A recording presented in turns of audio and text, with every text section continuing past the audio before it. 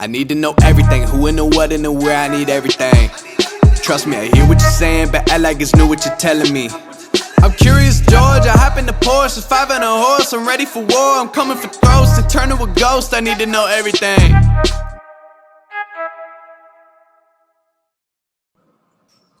Hello and welcome to the Counter Narrative Show. Thank you so much for joining us. Today our topic is grassroots community organizing. We are here with three scholars and experts in the field of grassroots organizing. We are joined with Nnamdi Lumumba. Nnamdi Lumumba is a founding member and current state organizer for the Ujima's People Progress Party in the state of Maryland.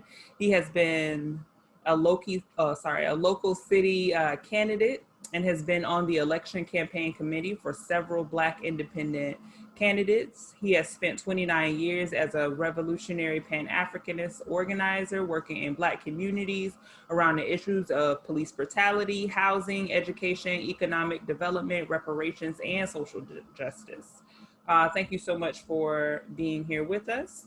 We are also joined with Dr. Daniels. Dr. Kevin Daniels is a native inner city Baltimorean, and he grew up directly across the street from Thurgood Marshall Home on Division Street. He is a professor at the historic Morgan State University and Episcopal senior pastor at St. Martin Church of Christ in Baltimore.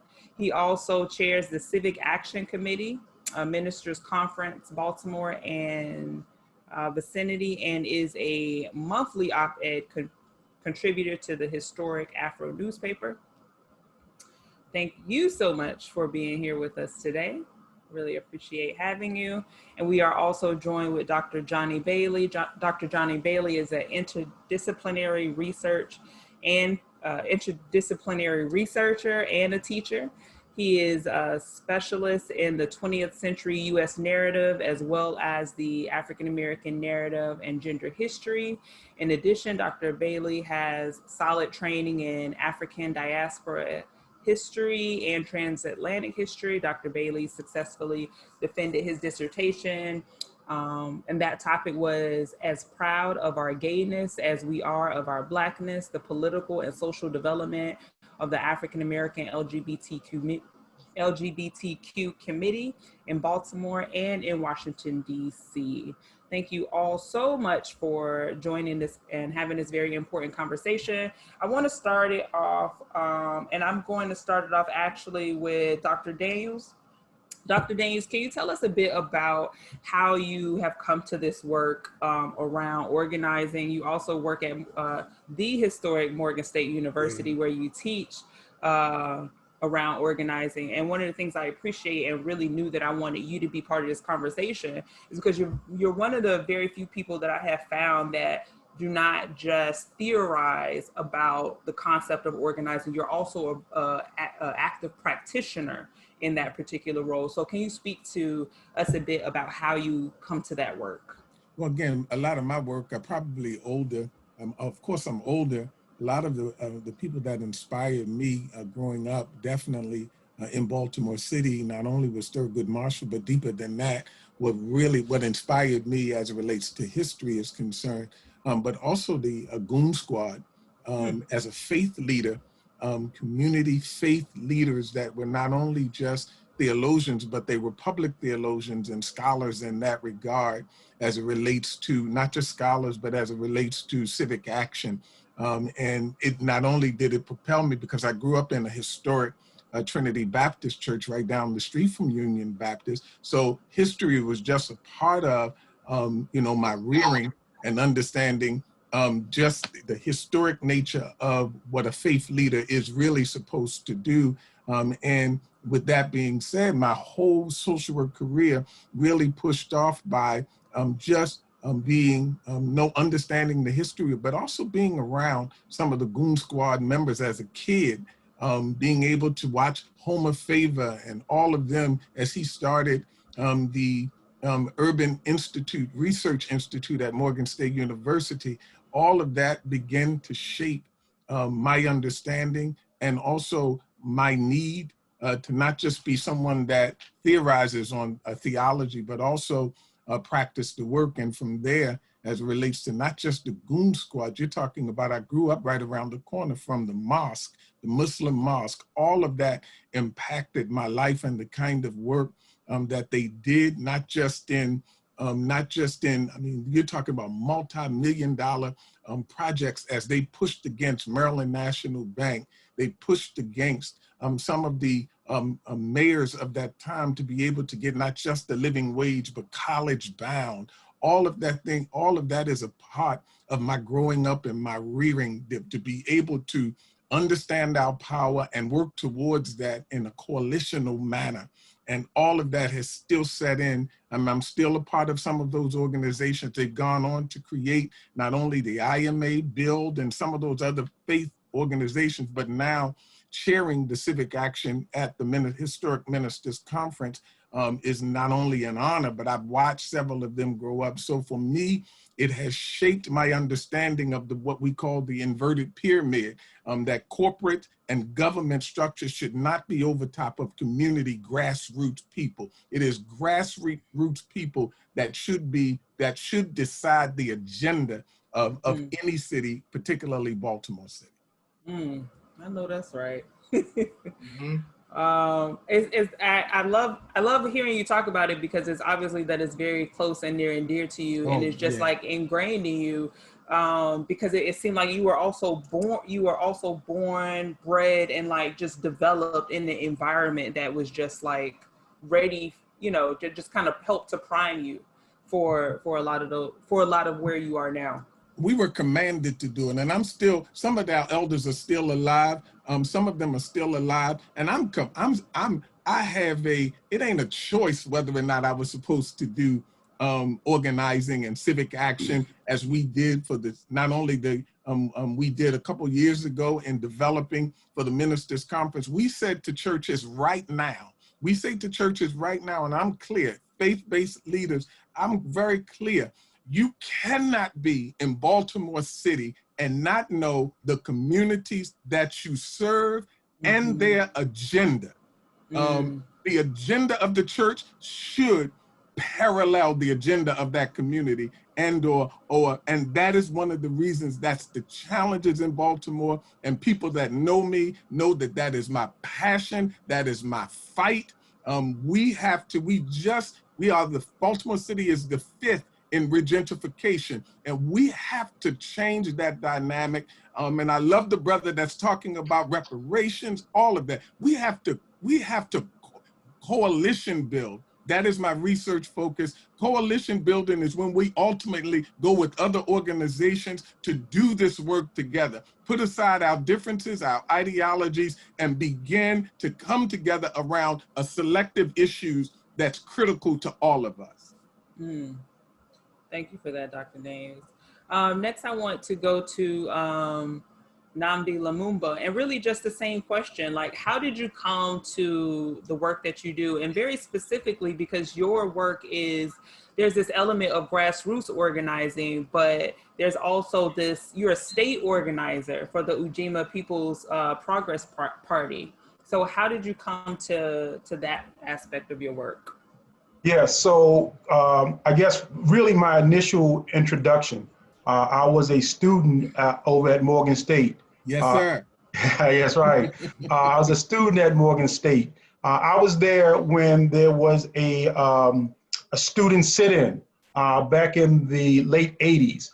Yes. Morgan had been underfunded for decades, and there's still shakeout and ramifications for what that has meant for Coppin, Morgan State, and Bowie State. And the kind of, the racism that really said that the resources weren't fairly evened out.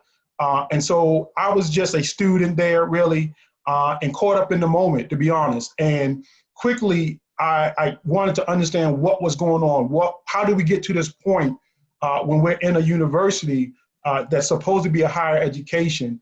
And you realize when you get there, there's clearly, I remember my freshman year sitting in Holmes Hall, and there were pigeons, right, in the classroom because they couldn't close the doors. And Holmes Hall is supposed to be the centerpiece because that's the image, the iconic image of the university.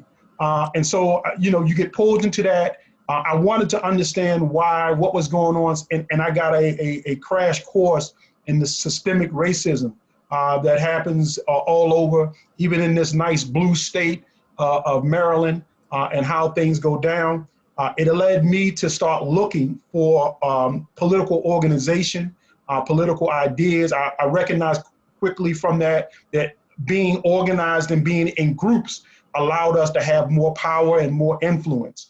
I was able to, on campus initially, get involved with study groups, the All African People's Revolutionary Party, which at the time one of the leaders was Kwame Ture, Stokely Carmichael, who was recently assaulted, verbally by President Clinton. But that kind of direction was clearly where I wanted to go. I ended up a member in the Uhuru movement, which was all up and down the East Coast, several chapters in the West Coast as well. And that was where most of my political development happened. My engagement around reparations, fights around police brutality, economic development, education, a lot of that, even economic, especially dealing with gentrification, a lot of that was where I got introduced. And because you're in partnership and you're working nationally and internationally around those questions, a quick, rapid development, you get pushed, obviously, to do tasks at a higher level. When you're organized, you have, I think, as the brother said, it's very important to have a core of people older than you, elders, veterans, not just because you can be old, but that don't mean you know a lot. To have veterans who understand what's required, who in their day-to-day sense of being, you learn how to, what they call today, self-care. But in those days, they learned how to cope. I mean, we met people who were survivors from the Black Panther Party, who were still active, had never been pushed out. I got involved with the work to help free Eddie Conway decades before he was released. These are the kind of forces who help you connect present to the past and how you move forward as an individual, how I would eventually become a parent, how I would eventually become a guidance to other new organizers in the work. After doing that kind of work, we were able to help with running our own independent candidates. And I think it's very important because we have to, as a community, Black working class people have to define what is our agenda, right? And politics is nothing more than concentrated economics. Forget all the fluff about Democrat and Republican and liberal and conservative. It's really about what are your economic interests and being able to honestly grasp those and then push forward an agenda, right? Sometimes that means you can get a candidate to agree to your agenda because of your pressure or what they think is your influence. Sometimes you have to produce your own platform and candidates and run those people. That led us to about 10 years ago in Maryland, helping to create the concept of the Ujima People's Progress Party, which is an independent attempt to create an independent Black workers-led electoral party. We would be a third party, very similar to the Green Party and the Libertarian Party, and there's several others now here in Maryland, but it would give us an opportunity to not have to fight to get on the ballot, but allow us to have ballot access for what we would hope thousands of Black, brown, and working class people to join that party, and for us to develop the kind of activists, organizers, politicians that we would like to see, not only because they would want to win, but what they do outside of the electoral cycle is very, very important. Thank you for that. I'm going to go over to some folks in the chat really quick before we get to our other speaker. You are watching the Counter Narrative Show. Today's episode is Grassroots Community Organizing. Thank you to everyone who is watching. Bobby Holmes said, the great Morgan State, HBCU, MSU. Todd Coleman said, agree, we won't survive without each other. Coalition building is essential. Michelle Miles says, that is so true, Brother Strong. Brother Strong Church. She has a hashtag, church know your community needs is the hashtag. Melissa Erica said amen. Bobby Holmes said something earlier, said hello to Dr. Daniels, and also Absolutely. said hello Strong, to Brother Lumumba earlier. So same question, of course, to you, Dr. Bailey. How did you come to this work? Again, it's my time in Baltimore, Morgan. Yes, sir. And I came by the work by meeting people who were involved not only in civil rights activism, also Black Power, feminism, queer rights, and I began to document and conduct oral history interviews with all the people who were involved in local grassroots movement in Baltimore and DC. And I think one word that kind of pops out at me is co-optation. And a lot of times, like this past summer, the uprisings we saw in various cities in the United States, particularly with the Black community, many of them got frustrated because they believed that particularly white radicals, outside forces, particularly LGBTQ feminism, were contaminating this very remarkable uprising we saw this past summer. And I think a lot of people didn't realize, they don't understand what co-optation, also allyship, and also another word that I want to point out is called coalition building. And I think that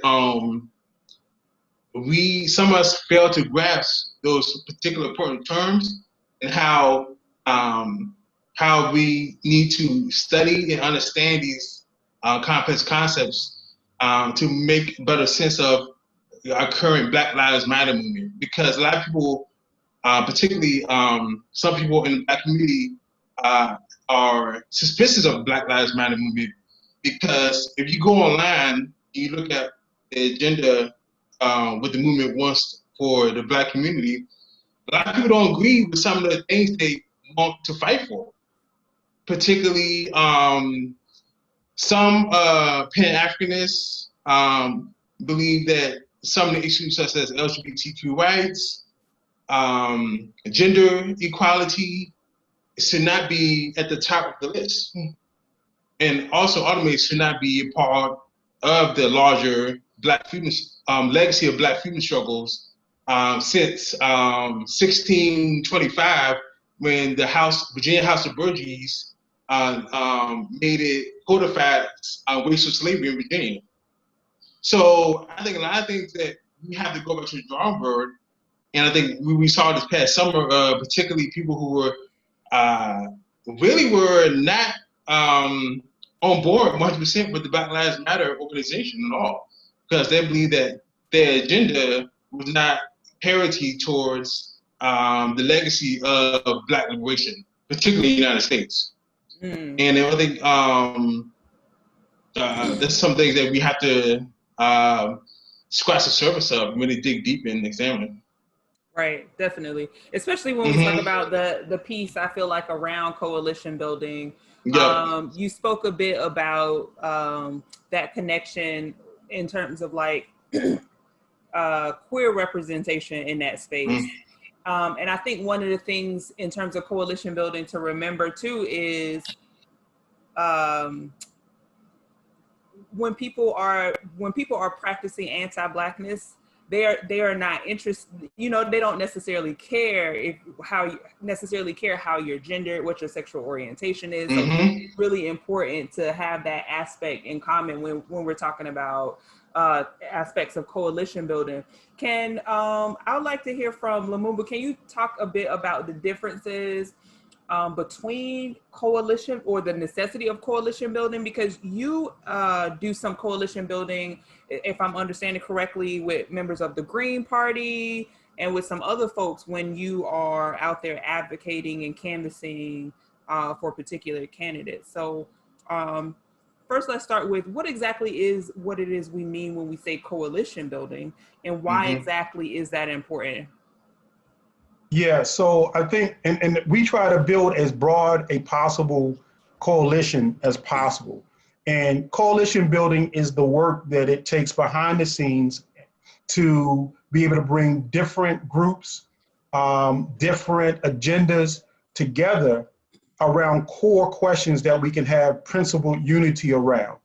And coalitions by their nature should be very focused, unlike a word that often gets confused is alliances versus coalitions. Alliances tend to be long-term. They have deeper connections to each other, and there are much longer commitments that each organization makes to be a part of alliance. Coalitions really are looking at issues and different ways in which those partners all have a voice on that issue, and recognizing together our united strength, right, against those who are decision makers or those who get in the way of that issue.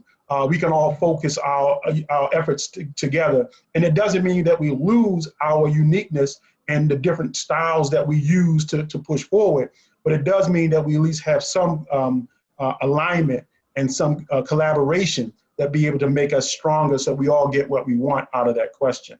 Okay, so if I'm hearing you right, it's like you're basically for and moving towards the same goal, but you still keep your own unique path to it, your own unique approach. Yes. I heard you identify something as a difference when you mentioned alliances, them being longer term. They probably have similar strategy. Can you speak to the word ally and what it means? And I'm really interested in that word these days, because I see what I feel like is a lot of performative allyship that isn't based in anything. So I'm just to provide clarity around what does that exactly mean to be an ally?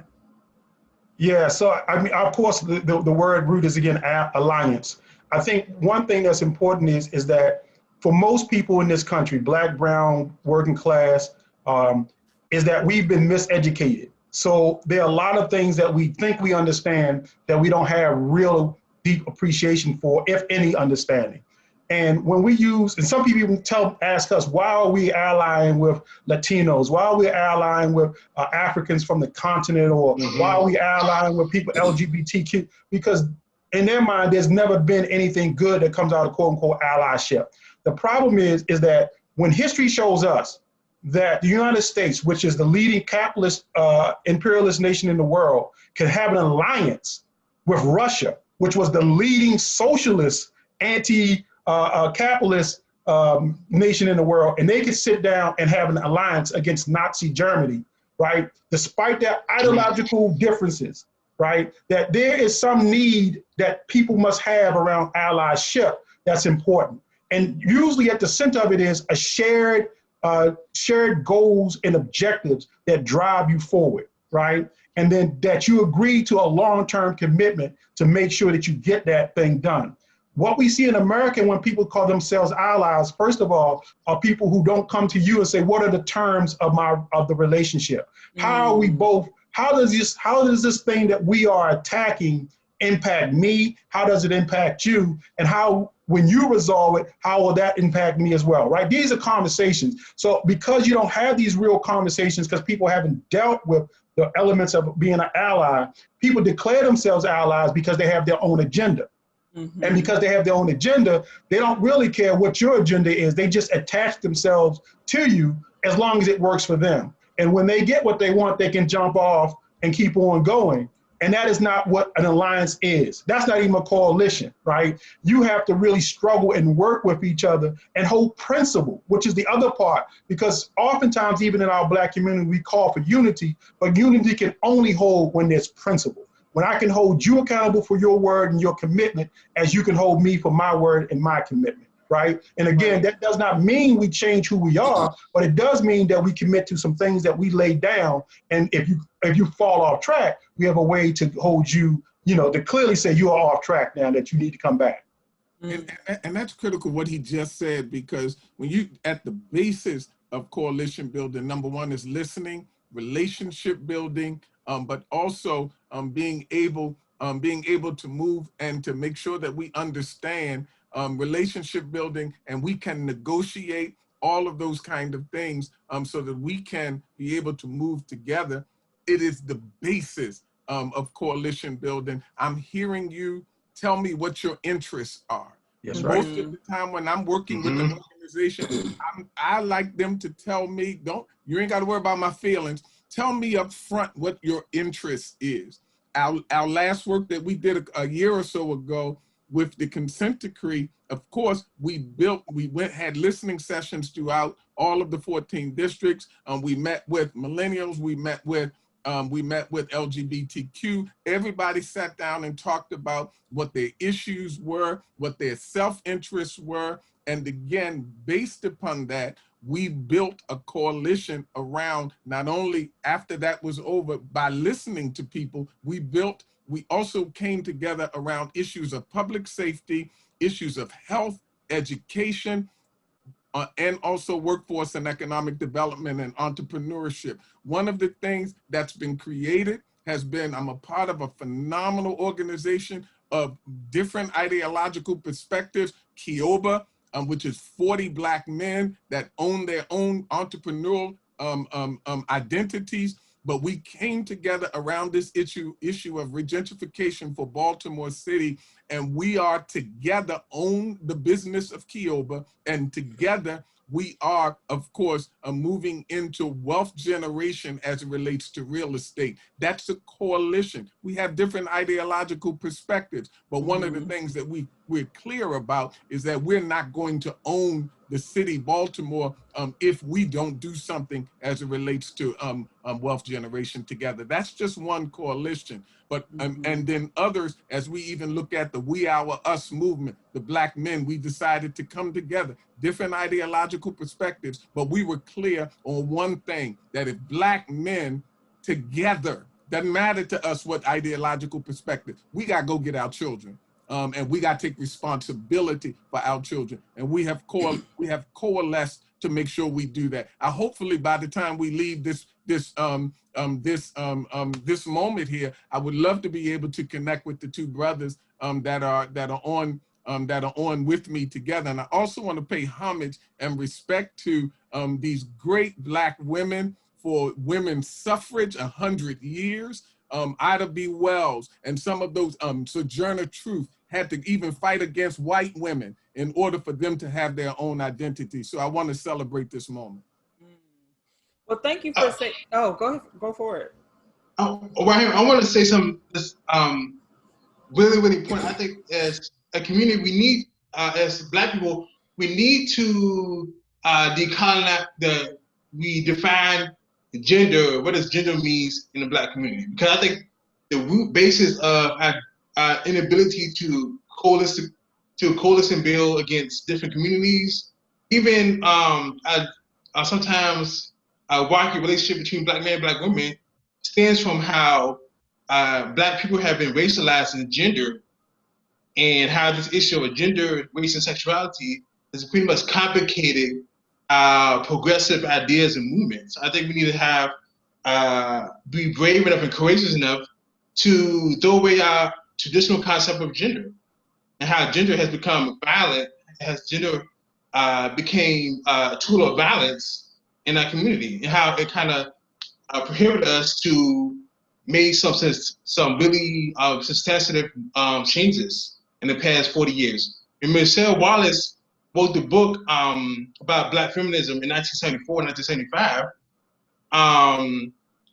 And she talked about how particularly Black women, the Black Power movement, were abused, how Black men, Black Power movement were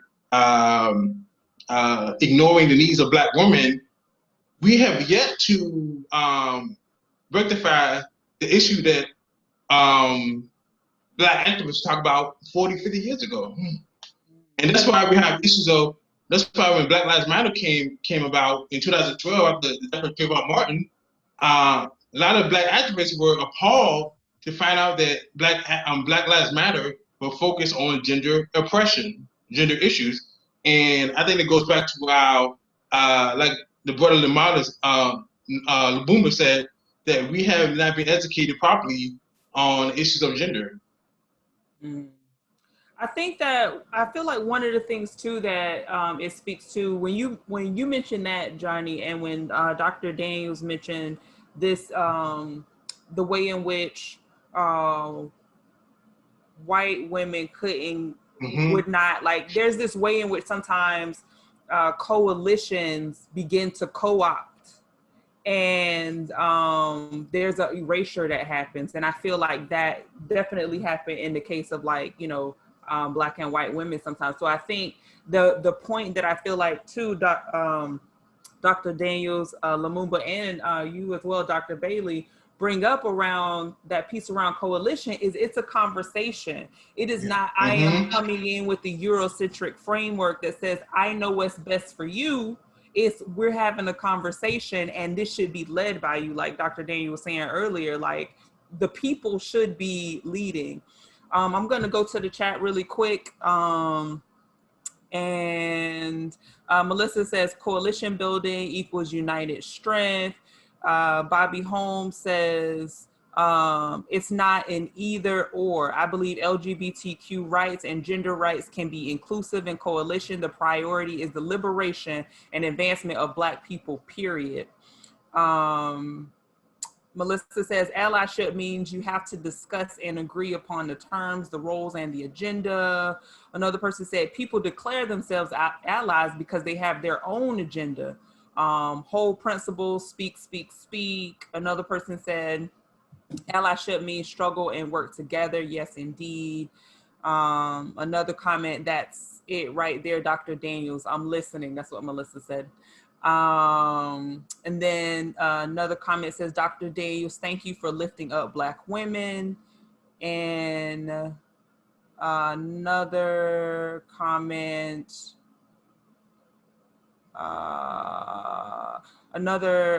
says, absolutely, terms must be spelled out and requires deep consideration for Black folks. Allyship is not white folks reaching out to us to use us, Black folks, as tokens for their agenda. If the agenda is not outlined, strategized, and led by Black people, then it's not for us. Another person said, I'm not sure I'm understanding the brother's commentary regarding Black Lives Matter and gender. Clarity would be much appreciated. And then Bobby Holmes said, word led by Black folks. Really quick, I want you to be able to comment in the chat regarding that. But you brought up some names, Dr. Daniels, and first I want to hear from each of you. Who are the organizations and organizers that you reference that influence your work, that are good guides for, like, the way in which you approach your work? And I'll go ahead and start with Dr. Bailey. I would say Kimberly Kershaw, Bill Hooks, Jeffrey Ogbar, Paul Keebalon. I think I try to, each of them talked about, for example, Bill Hooks, Kimberly Kershaw talked about intersectionality, but also I like to include Paul Keebalon. He's a historian of the Black Panther Party movement. Even though he doesn't write about intersectional or coalition building, I read his books on Black Panther Party formation in Oakland, California, and I try to make my own connections. I connect my own dots. I think sometimes we have to, I don't want to be intellectually lazy and having somebody to depend on to explain to me some of the frameworks of progressive movement building. So I try to and mix up my intellectual influences. So right now, Kimberly Kershaw, Bell Hooks, and Paul Keebalon I've been reading this past summer. Those are the three historians I've been reading for the past few months. Mm-hmm. Yeah, I definitely would put Kimberly Crenshaw in that category, because not only does she talk about theory, she definitely organizes grassroots as well as politically. Brother Lumumba, what are some of the organizers and organizations that you reference? Yeah, so I did have a very long history with the Uhuru movement. And in that time locally, I was recruited and primarily trained by a sister comrade by the name of Anditu Sawatu. She was a former Black Panther Party member, and she was a leading member of the African People's Socialist Party, which is a cadre organization in the Uhuru movement. Nationally, I was able to have direct contact with Omali Ishitela, who's the chairman of the African People's Socialist Party, Akua Njeri, who is the widow of Fred Hampton. She was directly the national leadership of our organization as well. And Saladin Muhammad, who is out of North Carolina, the Black Workers for Justice, very long history in the movement. And also more recently, Dr. Ken Morgan, who was a professor over at Coppin State University, has had a lot of impact as well on some of the political work and ideas that I've developed. Thank you for sharing that. And Dr. Daniels, what about you?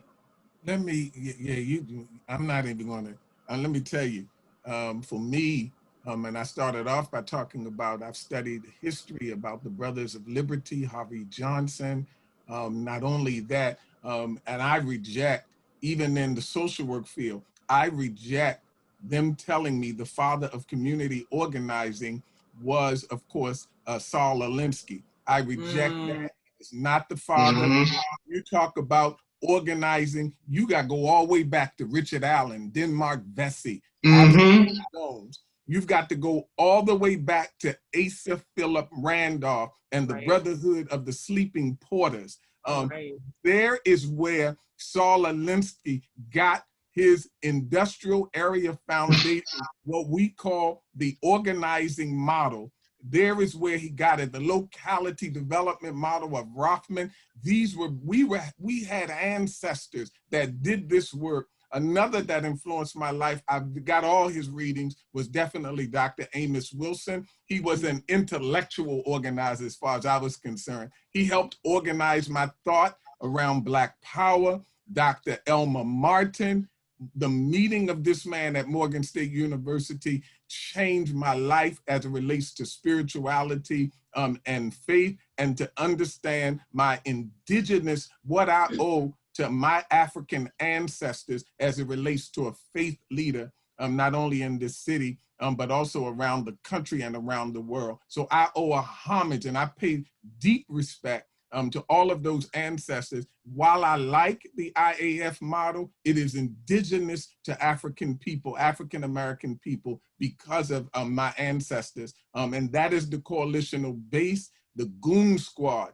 Those brothers came together out of backgrounds, whether they were lawyers. These brothers came together to pull this city together and to demand. I still say we are not going to get what we need, whether it's in the city of 65% Black.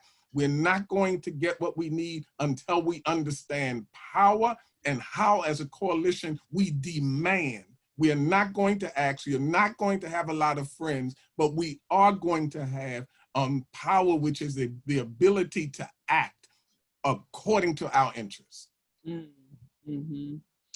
I think that that's a very important distinction too, in terms of having the power to act on our own interests. Because I think there is this pacification that happens when power, or some accoutrement, some of the accessories of power, right? Some of the, basically some of the accessories of power are given to an individual.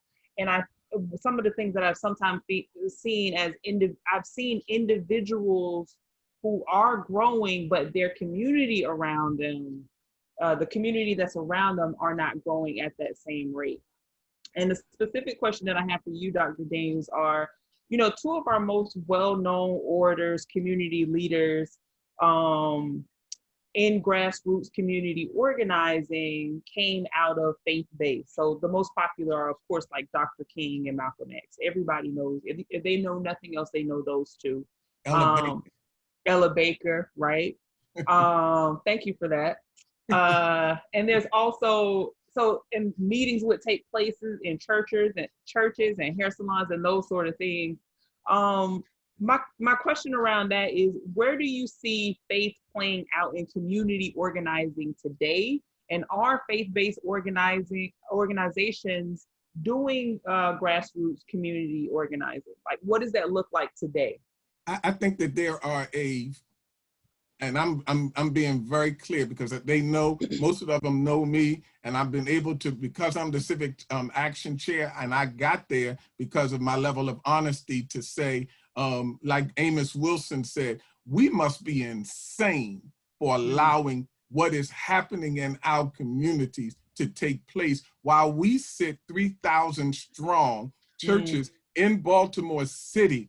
How it is disrespectful to the legacy of Richard Allen and all of those pioneers that fought against white supremacy and all of the other ideologies that kept Black people down, for us to continue to sit in our communities, and everybody in faith communities, they know I'm going to say it, while down through 1970, deindustrialization, 1980, crack cocaine, 1990, a crime bill, year 2000, recession, and here again in Donald Trump, while we as faith leaders continue to sit by in communities that need us, and we absolutely say nothing. We started the economic, again, I say we, but I pressed them. We were just coming together as a conference to have inspire one another, and I pressed them to say, this is not all. And most of you know that this is not all we can be doing. Let's go to our communities. Let's sit and listen to them, 150 churches strong. Let's listen to them across 14 districts, find out what they need from us, and then let's put agenda together and let's begin to execute the needs of the community. In our CDC, you can't even become a part of it unless you've gotten permission from your community first. And far too often, we continue to not get permission. We do things and not get permission from our community elders and leaders in order to service them the way that we should. You can't even join our CDC or be serviced by them if you haven't talked to your community. We want to know every community leader that you spoke to, and that you are, if you're building a church, a building, capital construction near your church, how is that helping the needs of those communities that are surrounding you? This ain't something that I'm talking about. It is a program we have put in place, and every faith leader know, oh, that's Kevin. And he's going to press you on whether or not you have talked to your communities. We have an election coming up, and we're going to need all of us, because this election that's coming up, this man is right in our face telling us, I'm going to suppress you. And we've got to come together. I could care less what your ideological perspective is. We need to hurry up and go through trauma training for 2 weeks and get healed and come on up out of there so we can get about the action of what we need to do together as a collective. I want to ask you about that again, Dr. Dane. I want to ask you what happened. What was the disconnect? What was the change in the role of the church in community organizing? Is it because there's sometimes I hear that it was more that there was a shift where when capitalism started getting heavier involved, there was this prosperity preaching focus agenda that came along. What was the thing that kind of separated and made churches not as actively in the community, like how you're saying how you need to talk to people in the community? If you want to build a church here, you need to know the people here. You need to go talk to the elders. How did we get to where we are now with having, as you say, did you say 3,000 strong? When you look at across the spectrum of how many churches in Baltimore City, and I think I quoted Amos Wilson, and I stay with that. We have lost our mind. That's how we got there. Again, we internally went in and we had this huge focus on what takes place within church and not what takes place external to church. And we have lost our mind. That's exactly what it is. There's no intellectual other way to say that. But we went through a period. Of course, there are a couple other organizations that's still doing the kind of grassroots work, power grassroots coalitional work. But now a part of my rise was because of what you just said. there is a disconnect between the internal church and the external needs of community. And my rise was more ancestral than anything. I owe my whole career to something ancestral, because my rise was to say to them, you have lost your mind. We better get about the business. Let's close down a lot of these ideological thoughts. I don't care. We need to get together as a coalition and a collective and make this happen. In the We Are Us movement, that's who and what we are. They're pastors, they're imams, all of that is present. And we have made a decision that the needs of our people must be a priority in this day. And I think that there's a rise. We took a dip, but I think that there is a rise from the 60s and the 70s. I think we took a dip in the sense of we begin to shift focus, whether that is integration, whether or not people were able to divide and conquer, and move people across political spectrums to get them to do certain things. But now at this particular time, again, my rise was to come in and to hold people accountable. One of the things that challenges me is the fact that we don't hold each other accountable. I invite people to hold me accountable. As far as impact, my priorities and my agenda is concerned, we need to be able to, regardless of what organization you're a part of, we need to hold each other accountable for how we are serving the needs of people that you and I love and you and I want to succeed. Right on. Dr. go ahead. Also, one thing I want to add to is political education.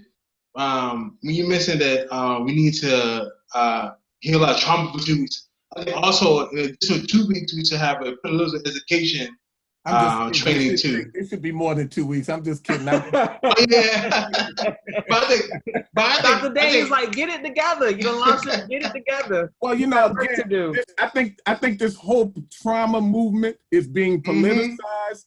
You and I know healing is indigenous to African communities. So again, I believe that we got to be careful not to politicize trauma, pathology, and not talk about possibility. Right. Yeah. But at the same time, I think also the understanding what is political education in the United States, I think that really would be imperative of help us understand how we got to this current moment. And I think also a lot of people have no conception of the importance of having a political education. And I think one of the things that the Black Panther Party did was try to impart to the community was building a strong sense of the definition of United States political education for Black folks. So I think we need to also get back to that as well. Going out forward, even after the election, even when Biden or Kamala Harris in the White House, I think we continue to mobilize the foot soldiers. While you're talking, Dr. Bailey, I know you are in the process of writing your book, From Riot to Revolution, Movement Building in Baltimore from 1968 to 2000. And that book explores African Americans' role at the forefront of the effort to make Baltimore a better city from 1968 to 2000. Can you speak a little bit about what your research has uncovered about that transition of organizing and movement building? One thing that I find out that, and you know what, Lubamba or Raheem, y'all can shoot me down, but Black folks were, in my opinion, they're more radical back then. They were able to understand and accept these concepts of urbanism, gender, whatever you want to, these other isms and groups. They were able to take these issues and they were able to say, hey, these issues is a part of us as Black folks, and we need to also work towards equality that affect different sectors of Black people, whether you are homeless, a drug addict, you're a sex worker, you're queer. They were really the vanguard what we call the new left in the United States. I mean, they were tackling issues that we would consider right now very radical leftism. And I was really shocked by research, and particularly in Baltimore, because Baltimore, you don't really hear these type of narratives that come out, particularly African American urban areas, particularly progressive movement building that not only touch on race, but also on different identities that affect Black folks. Because we have other issues that affect us, disability, for instance, ableism.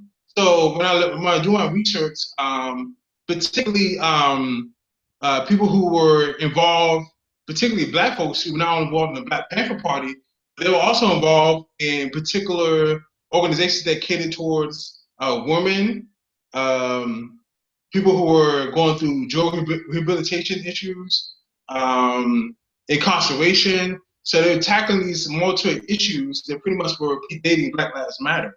And it all happened in Baltimore. And I think it's really important for us to understand that how the notion of radicalism, particularly, I always say that Black folks invented radicalism in the United States. You can't have radicalism without Black people.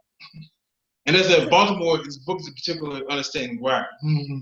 Yeah. To that point, Lumumba, Kimberly Foster, the founder of For Harriet, she recently commented that the phrase Black power is just as provocative now as it was in the 70s. However, she mentioned that the statement Black Lives Matter is less provocative, almost like Black Lives Matter is Black power on a diet. Lumumba, do you see that? Do you agree with that? How do you see, I mean, kind of to Dr. Bailey's point, our ancestors were more radical. They did push more, and there's this way in which Black Lives Matter is operating and going about doing a specific type of work, but I do see it getting more commercialized.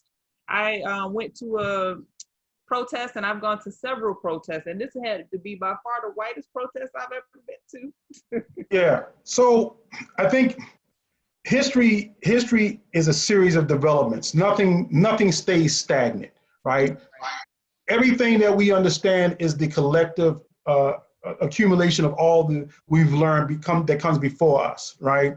And then you get a chance to be able to test the new ideas and push them further, right? And what looks radical today, 20 years from now, maybe center left, you know what I mean? Might be that kind of stuff. I think what's important is that we, first of all, always have to understand the construct of what America is, what U.S. Capitalism and imperialism is, white supremacy, right? Because it's the reference point for even the reason why we call ourselves Black, right? Because Black ain't a place, it's a political identity, right? And so all of these things are in mix. So when we say Black Lives Matter, it's a part of the ongoing struggle to be recognized as human beings in a system that built itself off of us as chattel, right? And we have to be able to remember to critique that you don't have an America without chattel. You don't have America without genocide. You don't have an America without colonialism, right? Those things ain't never been changed. Ain't not one of those things been said in this current period, but you cannot have this moment if those things didn't exist and still are a part of the makeup of what makes America, America. When you start talking about the word Black power, and the reason why there's a decoupling of the term Black power and Black Lives Matter. Not that I don't think that Black Lives Matter isn't provocative. I think it's important, right? But Black Lives Matter, as long as white people get to authenticate that and approve that Black Lives Matter is what the thrust of it's about, right? That's why it can be commercialized. That's why businesses can have slogans and tell you, happily spend your money with us because Black Lives Matter, right? Amazon and television networks and all of that. But nobody puts up a slogan that says Black power because they know what Black power means. It means undoing colonialism. It means undoing slavery. It means undoing chattel. You know what I mean? It means undoing those things and allowing the people who you've stolen wealth, power, labor, life from being able to have, but them taking that power back and being able to decide for themselves what the future is going to look like, right? Black power can demand that Black Lives Matter, and if you don't like it, there's a consequence for you not respecting Black power. That's why Black power has this more provocative tone, and that's why they have to be decoupled. You know what? You just said something that really clicked for me in terms of the difference between the two. Like, even if they do have somewhat of the same aims, there is this way in which Black Lives Matter seeks to, I feel like, appeal to white conscious, and Black power is saying no. It's a different. You're coming from a different energetic. You're coming from a different standpoint to say. To demand and stand in power, as opposed to, I want you to recognize that I'm a human being and consider that I have a life, and you should listen to me and you should care about me, as opposed to no Black power, like owning that space. Yeah. I could definitely see that. Dr. Daniels, I want to talk to you about, so in the book, Social Work Practice with African Americans in Urban Environments, you and your colleagues wrote a chapter called Exploring Urban Faith-Based Social Work Community Collaboration for Mental Health Promotion in Urban African American Communities. First, I wanted to ask, what is an urban African American? As you define it in the context of that, and also how the other aspect of it is that chapter in the book, it summarized specific urban faith-based health promotion models. How can knowing about these faith-based mental health models help with community organizing? So the first part of that question is, what exactly is an urban African American, and how can the use of urban faith-based health promotion models help with organizing today? I know you mentioned that piece about trauma, and you joked a bit about the 2 weeks and that sort of thing. I'm a part of the Healing City trauma team. I'm a part of that. So again, we get a chance to talk about it on all levels. But again, when you start talking about urban, and as we discussed even in class, when we start talking about urban, you start looking at, first of all, density. There are 42 urban centers in the state of Maryland. You have 11 that are urban centers, but also 32 that are clusters. And it is based upon, of course, when you get technical, it is based upon the density, how many per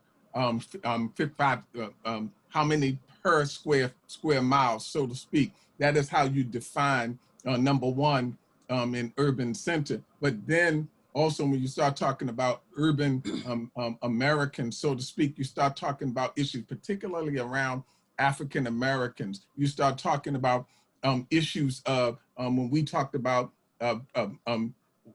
ideologies that take place in urban centers and how they were put together. And urban did not start, of course, we know, in America. It started in Africa, around the Nile Valley. In order to fully understand and imagine wealth, they were able to utilize water, soil. They were able to utilize all of those environmental functions to develop urban and to expand into some of those city spaces and state spaces that made them a flowering civilization, to which all of the people from around the world would come and steal those ideals from that perspective. But when you talk about it from in the United States, you start to talk about it, it takes on a different appeal as it relates to pathological in its history. Let's put them together so that we can further oppress, disenfranchise. So again, early on in our history, urban becomes something that was extremely pathological, but now,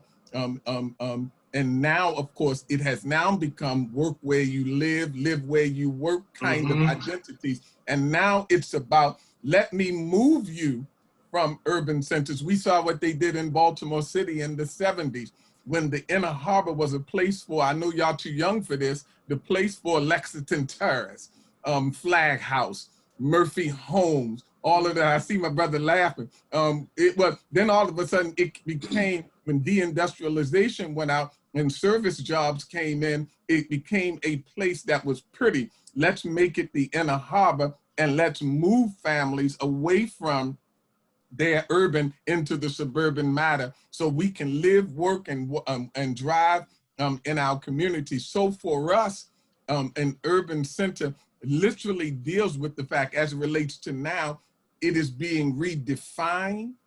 Urban is being redefined for us, and we need to be very clear about land banking, land trust, because development is what's happening in our communities. And I focus a whole lot of work as we evolve that class, Rasheem, Doc. Let me just first of all acknowledge you and call it, this is not just Rasheem, this is Doctor. I just want everybody to be clear about that. I saw her become a doctor. I just want everybody to be clear about that. So it is about how we define urban at this particular time. Urban has now become a co-op for other people coming in and now redefining it. And somehow or another, I think the only thing in Baltimore City that has held up the full regentrification has been, and I'm getting ready to say something that's going to raise tension and agitation, has been violence. Yeah. I know that's a little tight, but had it, and I hate to say it that way because I don't want to contribute to violence as much as I want to say that it held up the full regentrification of Baltimore City for us to get ourselves together and to realize and to really gain enough power to take over our urban centers again. Because again, urban centers have become the arc of prosperity for people. Maybe not necessarily, I'm just talking about futuristically. There's a whole definition that I have that we talk about at Morgan on what urban is, even navigating urban centers, how to do that, all of that. But at its base, it is density. And there are 42 of them in Maryland. Baltimore being the largest. And Baltimore, because of, I looked at a Brookings report, and because everybody wants to get in Baltimore right now, but the only thing that held them up was the violence. Thank you for that. We are at the bottom of the hour. I still want to allow folks a chance to say what they're up to next. I could talk to y'all for a whole lot more. Gentrification, we could get into gentrification in Baltimore. I would love to have that conversation. Please. You got to. Yeah, absolutely. There was a sister that Bobby knows that came in, I forgot her name. She talked about housing and real estate. And when I tell you she was superb, I didn't move. The sister was so awesome as she laid out the history of Baltimore and some of the issues around real estate and regentrification. I think I saw that. Was it an ABSW? That is right. That is right. Yes. Yeah, she was she was definitely on point. I would love to have her. I'm probably going to reach out to Bobby to see. I would love to have her because she was able to highlight aspects of redlining that just like made the picture very clear, especially when she showed like pictures from the past and then like a picture of a map from the past and then a picture now and how we're still being impacted by it. I'm gonna go over to the chat really quick. Melissa says urban centers, urban clusters. She also says I need to re-enroll in Dr. Dane's class. Is that Melissa, Dr. Buckley? It is. Asia says doctor with an exclamation point. Oh, she's talking about what you said. She said, put some respect on her name. Ty Coleman says, that's right, Dr. Rasheem. And then Ty also says, we need the gentrification of Baltimore counter-narrative episode. If Dr. Daniels and Lumumba and the other, if Bobby could put me in contact with the other woman, I'll be glad to have that episode. Because it's still a butterfly. It's still a butterfly effect in Baltimore. Yep, the white L and the black butterfly. And if you don't know what that is, then I'll make sure that I share once we get the episode date and time together. Dr. Baylor, I want to give you a chance to let everybody know what you're up to next. How can they find, follow, or friend you? Dr. Bailey? Oh, me? Yeah. So currently, the pandemic is kind of hindering the book writing process because I have to go to a couple more archives. Particularly, that's a sister, Lubuma and Dr. Henson. I know her, and I don't want to butcher her name. Shokage. She was a Black Panther Party member in Baltimore. Althea Gibson. She was born Althea Gibson, March 23rd, 1954. And she changed her name to Nakizu Sokaje. And she got her papers up in Massachusetts. So I have to look at her paperwork. We're gonna do a couple more chapters. And I'm currently in New Jersey. I graduated from Morgan State in 2017. I moved to New Jersey after I graduated from Morgan State. So I live in Trenton, New Jersey. Trenton, New Jersey is like Baltimore, but microcosm in Baltimore in Trenton, New Jersey. That's when I thought it was really interesting when I first moved up here. But I'm just currently still in New Jersey, writing a book and teaching. Okay, fantastic. Dr. Daines, what are you up to next? How can people find, follow, or friend you? Where's your church located?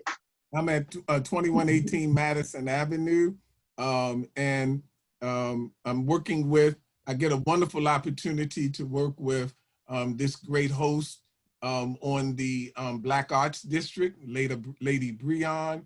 I get a wonderful opportunity now that I'm a part, we are all together and we're working on that together. But then number two, I get another awesome privilege to work with Dr. Melissa Buckley, Zeke Cohen, on navigating Healing City trauma, the trauma, and as we go forth and claim our power, we need to also claim our identity and our holistic self. So I get an awesome opportunity to work with them in Healing City and trauma, but I also get another opportunity to teach at Morgan, the doctoral programs, MSW. We were just really getting my class and my structure of my class off the ground when Dr. Rasheem was there. But I get a wonderful opportunity to teach and to prepare MSWs and BSWs, PhDs. And also, I'm continuing my work as a strategy team member. I am a part of the BUILD organization. I continue my work in order to help shape agenda for the organization. And I'm a part of the We Are Us movement, the Black men. I'm a part of Kioba, real estate. So again, my plate is full, but I'm so hopeful and I'm excited about all that's happening, the Ministers' Conference, and our agenda on the Church Shall Lead and working with communities across 14 districts. So I'm real excited. I get a chance to work with the leaders of A Beautiful Struggle in whenever they need me, they call me, they know where I am, whatever I can do for them, they know that. So I'm excited with the agenda that God has given me. And not only just God has given me, but my ancestors has given me as well. Love it. This is what I mean when I said, when in the introduction of introducing you, why I know when this episode was actualized for me in my mind, that it was no doubt in terms of having you, because when I tell you that you are one of the only people that I see not only theorizing, writing, or talking about it, you are a practitioner in the movement and actually practicing what you preach, and just like being a mentor, being a support. And I just can't thank you enough for the work that you're doing out there, and I just appreciate you so much. You send me your Cash App, I'm gonna send you some money for that. I got you. I got you. Brother Lumumba, what are you up to? What are you involved in? How can people find, friend, or follow you?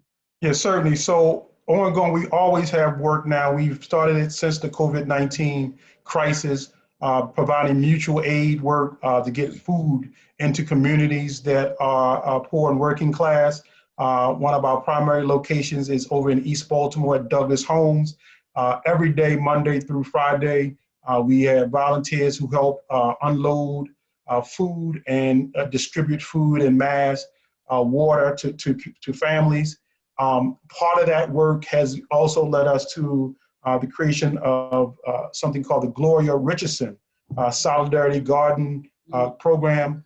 Gloria Richardson is an elder. She is still alive in her late 90s, who in Eastern Shore was a leader in the civil rights movement, really a strong supporter of Malcolm X and H. Brown as well. And just like the kind of champion that, especially as an African woman, who we always have, right? Our history as a struggle is just littered with women of that character, of that strength. And we just wanted to recognize her while she's still alive as well. The Solidarity Garden is a project that helps Black working class families to start food gardens in their own home based upon what their needs are, what their space is. We've been really exposed that the food deserts and the lack of food sovereignty is a real crisis that has been placed on us, which is an interesting contradiction because African people were brought here to farm the land and to feed Europeans. And now we pretty much as a people have lost that skill. And so we're fighting to bring that back. We're starting education series and organizing the resources on that. People can also get a part of our political education classes. For us, we have a center, we're anti-imperialist, we're anti-racist, anti-capitalist, anti-sexist. We believe in African liberation, reparation, and self-determination.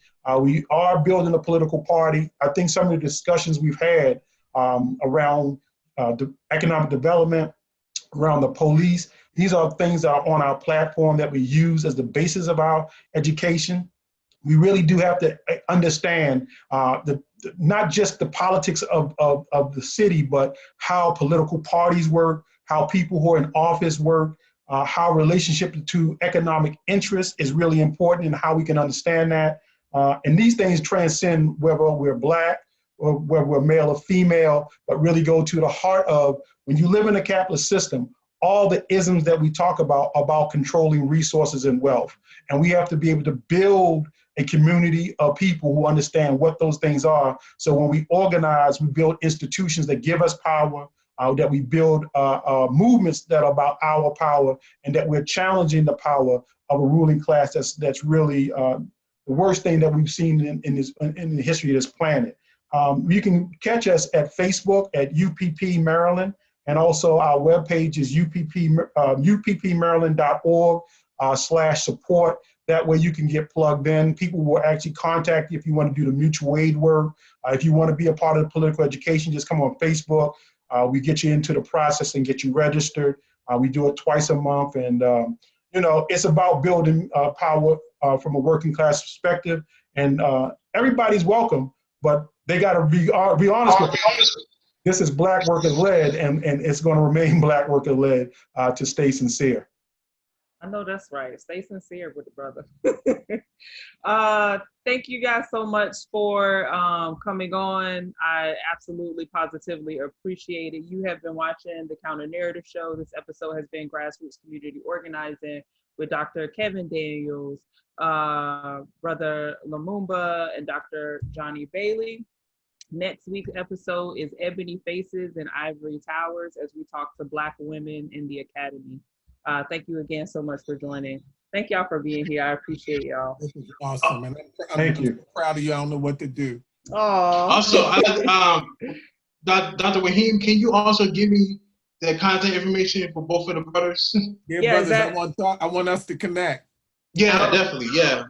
I will virtually do a virtual email intro. Okay. Awesome. Thank you. All right. I need to know everything, who and the what and the where, I need everything. Trust me, I hear what you're saying, but act like it's new what you're telling me. I'm curious, George, I hop in the Porsche, 5 and a horse, I'm ready for war, I'm coming for throats, to turn to a ghost, I need to know everything.